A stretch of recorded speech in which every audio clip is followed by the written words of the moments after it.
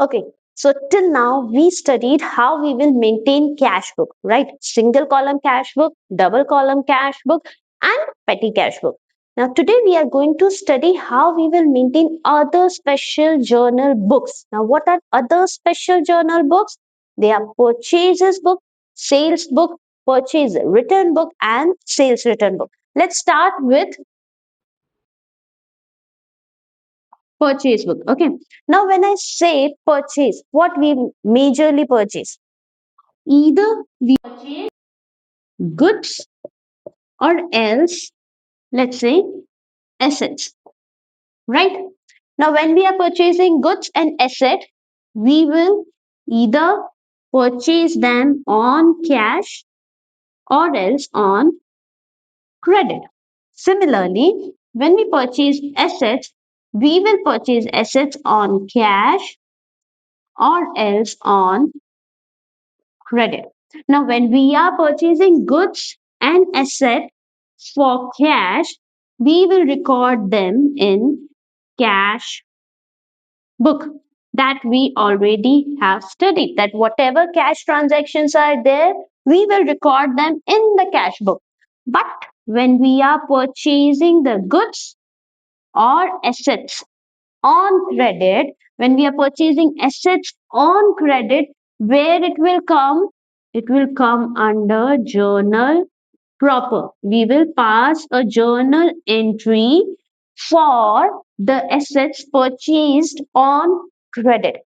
But when we say purchasing goods on credit, there is a book which is purchases, that is a journal book wherein all the credit transaction related to the goods will be recorded in this particular book. The same thing will happen with sales. Okay, the organization is dealing in goods, the organization is going to sell the goods, right? But at times the assets which are of no use, which have got weird like torn off, they will sell the assets also. Okay, now those assets, they could sell it for cash or credit, and the goods they can sell it for cash or credit. Cash transaction relating to the sale of goods or asset will come under cash book, but credit transaction relating to selling of goods will come under sales journal book, and sales related to assets on credit, we will record a journal entry in the journal proper, right? Easy. So all the purchase related transaction relating to the goods will come under the purchase journal book, and all the sales relating transaction which are selling, which the goods which we are selling on credit will come under the sales book. Now when we are purchasing the goods, we will either, when we are purchasing the goods from the supplier, he will either give us a cash discount or else he will give us a trade discount. Okay, now what is a trade discount? Now when I am purchasing, let's say I need 10 pieces of laptop. Okay, I went to one supplier, I said I need a 10, I asked the price of a laptop, he said per piece is 30,000. Right. Now I say I want to buy a bulk quantity, right? I want to buy 10 units of laptop from you. Please give me some discount. So he said, okay, if you want to buy 10, I'll give you a 2,000 rupees discount per piece. Okay. So this 2,000 rupees per piece discount is called as a trade discount. And this trade discount is never recorded in the books. May when we are passing the journal entries or we are recording in the purchase book, we are never going to record this trade discount in the books. Okay, what comes? Cash discount. Cash discount when it comes, when we pay the cash. Now I purchased these 10 units of laptop on credit. Now, when I'm going to pay him the money after a month, let's say he will say, okay, you are paying me in a month, I will give you 5,000 rupees cash discount. What is it? Cash discount. Okay. Now, when he is giving me 5,000 rupees cash discount, that cash discount will also be recorded in journal proper. Okay. Now, when I am maintaining the purchase journal book, okay, now when we are, when we are purchasing on cash, we get a receipt. Okay, I have paid a money to him, he will give me a receipt that yes, I have paid the money. That is the source document for me. But when I am purchasing goods on credit, what he will give me? Invoice. Okay, that credit invoice, that invoice number that is mentioned in that document, that I am going to record it in the purchase book, and that is my source document. Now, I will show you the pro forma of how to prepare a purchases journal book, right? Okay, so now this is how my purchases book, okay, purchases journal book will look like. Okay, this is how I will prepare my purchase book. The first column will consist of date, on which particular date I'm buying the goods. Invoice number, the supplier is going to send me an invoice that I have purchased these particular goods on credit on this particular date, and that particular document will have an invoice number.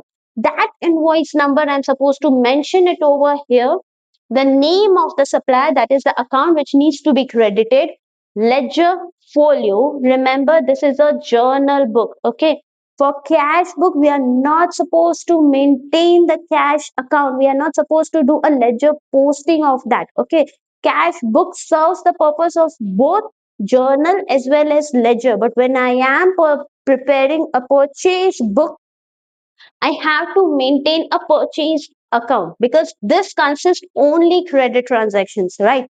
So ledger, folio number and amount, rupees. This will be my purchase account, wherein I will record all the cash purchases as well as the credit purchases. Now, when I am purchasing goods on credit, when I will post, okay, when I will post in the purchase account, most of the organization do it on a monthly basis, right? They credit the supplier's account on a daily basis. But when it comes to the purchase account, if the transactions are multiple, and they can do it weekly, fortnightly, but mostly they do it on a monthly basis. Now, let's take one example. Let's say I am purchasing goods from Mr. Aman worth rupees 10,000, and on that, he is giving me a 10% trade discount.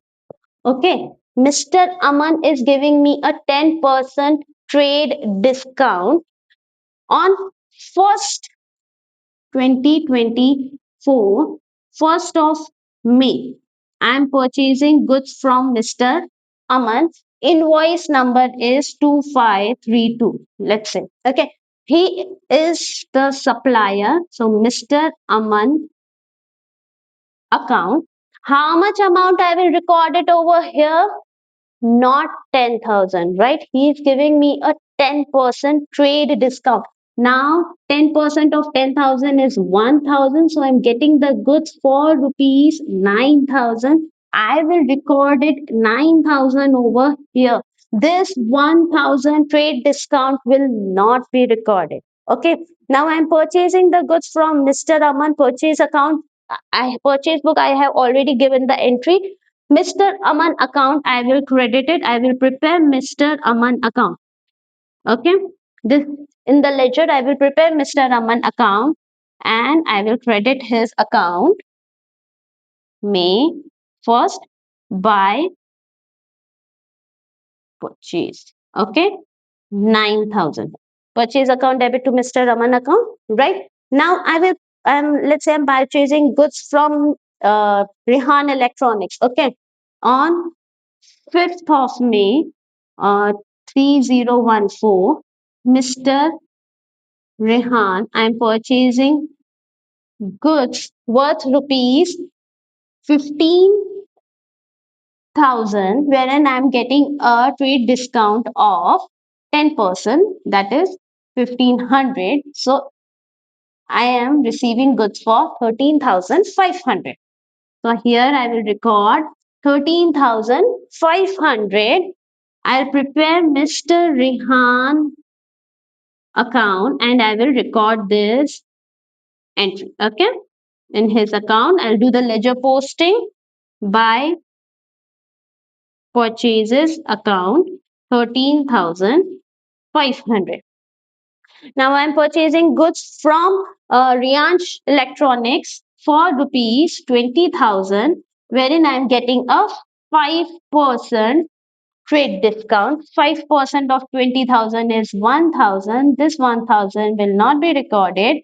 I will write 19,000 on 7th. Okay.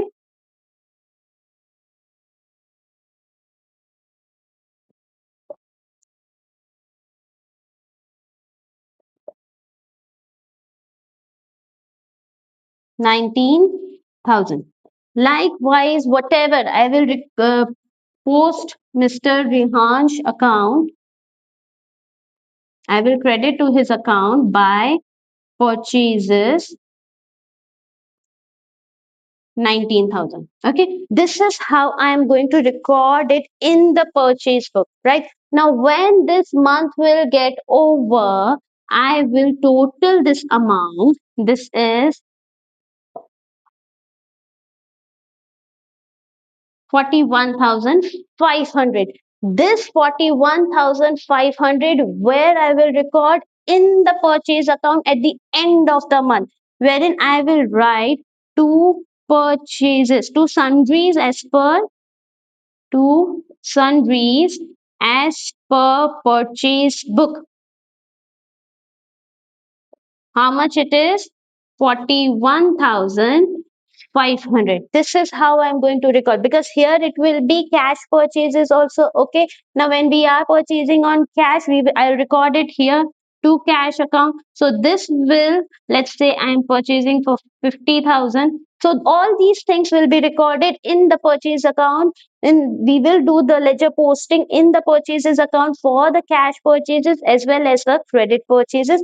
And this is how I will prepare my purchase book. Similarly, when I am selling the goods on credit, I will prepare it in the same manner. Okay, the sales book will be there. This is how it will be looking like. Instead of name of supplier, I will write name of customer when I am making a sales book, right?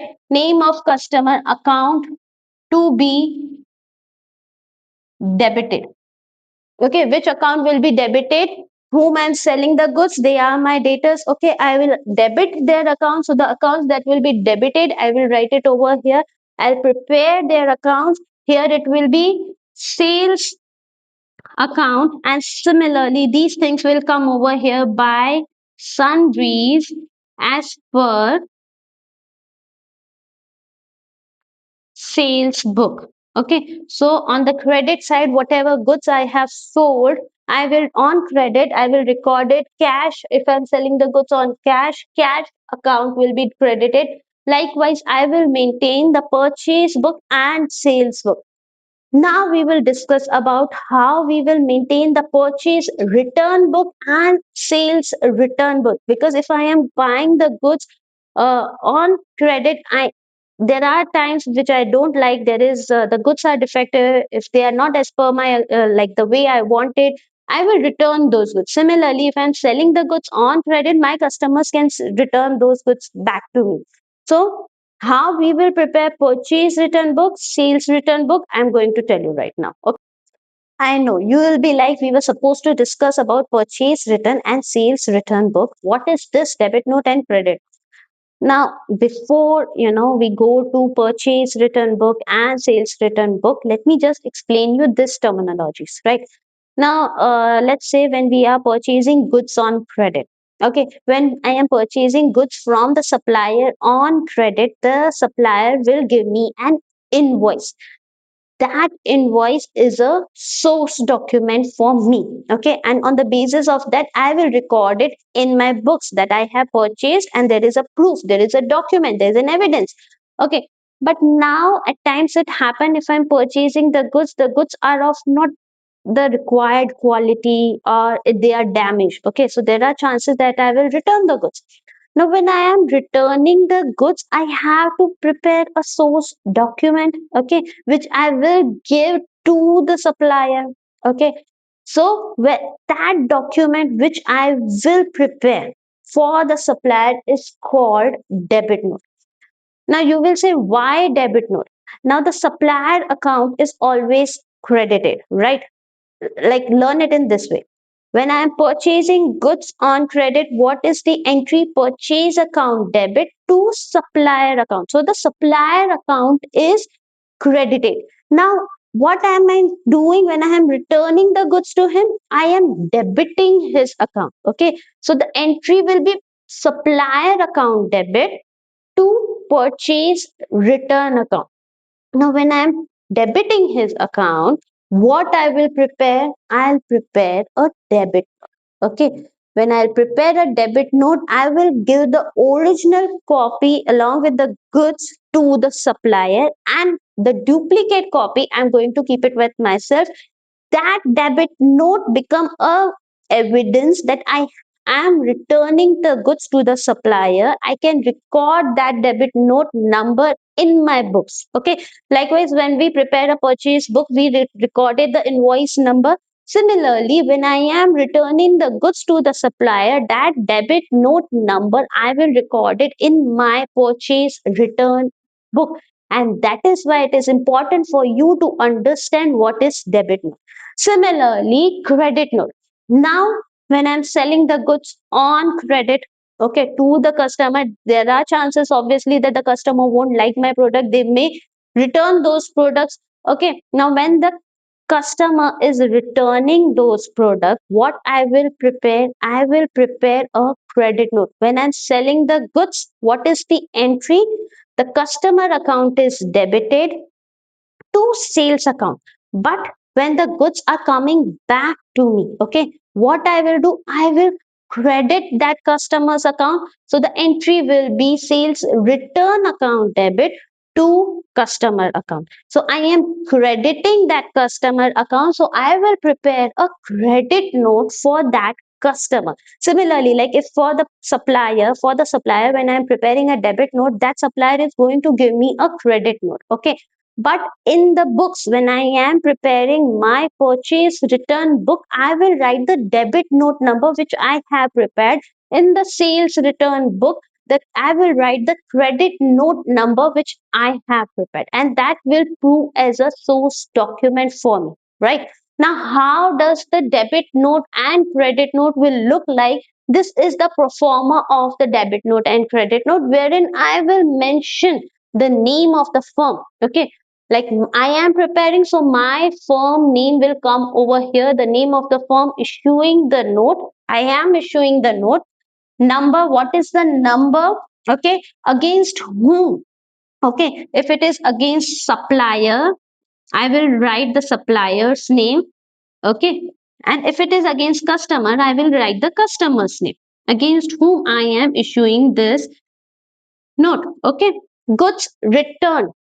If it is for supplier, why I am returning the goods? Because the goods were not as per delivery, the way it's supposed to get delivered. If it is not as per delivery, I'll write it over here. Challan number, details of the goods returned. What are the goods I am returning? That, rupees, address of the firm, date of issue, when I am issuing this, that particular date, amount, and here the signature of the manager with date. This is how the debit note and credit note things will be. Here it will change the supplier's name or the customer's name. Okay, so all these things will change, or goods returned from the customer, this here I will mention, and these details will be there. This become my source document, and the date, the number, okay, this number which is written on the debit note or on the credit note, I am going to mention that debit note number in my purchase return book, and credit note number in my sales return book. Okay, now is it clear what is debit note and what is credit note? I'll now prepare the pro forma of purchase return book, right? Okay, so this is how I am going to prepare the purchase return book. Okay, here I will mention the date on which I am returning the goods, the debit note number. I told you how to prepare debit note, the number written on it. I will mention it over here. The name of the supplier. Just remember the account is to be debited. Supplier's account is always credited, right? I am purchasing the goods on credit. He is my creditor. I credit his account, but right now I am returning the goods to the supplier. So I am debiting his account. So account to be debited, ledger folio number and amount rupees, right? Similarly, if I am preparing sales return book, this is purchase return book. Similarly, I will prepare the sales return book. Instead of debit note number, I will write it over here, credit note number, name of the customer, and account to be credited. Okay, account to be credited because the customer's account will be credited. Customer, I am selling the goods, his account is debited, he's my debtor. But when the customer is returning the goods to me, I will credit his account. Credit note number, ledger folio, and amount release. Similarly, we will prepare the ledger accounts of the customer as well as the purchase return account, wherein all credit purchases and cash purchases we are supposed to mention. Okay, now we discussed about the special journals which we are going to prepare instead of passing the journal entries in the journal book. We discuss how we will maintain the cash, all the cash transactions in cash book, all the purchase related transactions which are on credit in the purchase book, sales book. Now remaining the other transaction which cannot be recorded in these books. Okay, what we will do? We will prepare journal proper. All the entries which cannot be recorded in those books will pass a journal entry in journal proper. Likewise, the opening entries, right? The year has ended, books of accounts, we have closed the books of accounts, but there are two types of account. Remember, temporary accounts and permanent accounts. Okay, temporary accounts, we are going to close those accounts, and there are permanent accounts which will open in the next year. So those accounting opening entries will be recorded in journal proper. Similarly, the accounts like incomes, expenses, the purchases, sales, they belong to that particular year. Okay, so those accounts we need to close it at the end of the accounting period. Okay, now when we close that accounts, we will pass a journal entry in journal proper. Similarly, likewise, if I say that there are certain things, if I have to pay a rent, okay, this year I haven't paid a rent, the rent amount is outstanding, I need to record it in the books. Okay, that outstanding amount is my liability. I need to show it as a liability, but for that, I have to pass a journal entry. It will be recorded in journal proper. Or else, if I have received something in advance, okay, let's say commission I have received in advance, this commission I can't record it in anywhere. Okay, this is an advance amount that I have received, I have to record it in journal proper. There are many other entries, like there is, likewise I say cash discount. Okay, the discount that I receive while selling, while purchasing the goods from the supplier, there is a cash discount in the journal proper. There is a loss of goods due to theft, fire, anything in the journal proper. So there are those entries, purchasing of assets on credit, the depreciation amount, okay, the depreciation in the journal proper, bad debts in the journal proper. So all those entries which cannot be recorded in the books, cash book, purchase book, purchase return book, sales return book, All those transactions which cannot be recorded in that particular book will be recorded in journal proper. So that was the end of the recording of transactions part 2, wherein I explained you that how we will maintain the special journal book. I hope you got it. If there is any difficulty, do let me know. I will try to solve it in the easiest way possible. Thank you very much.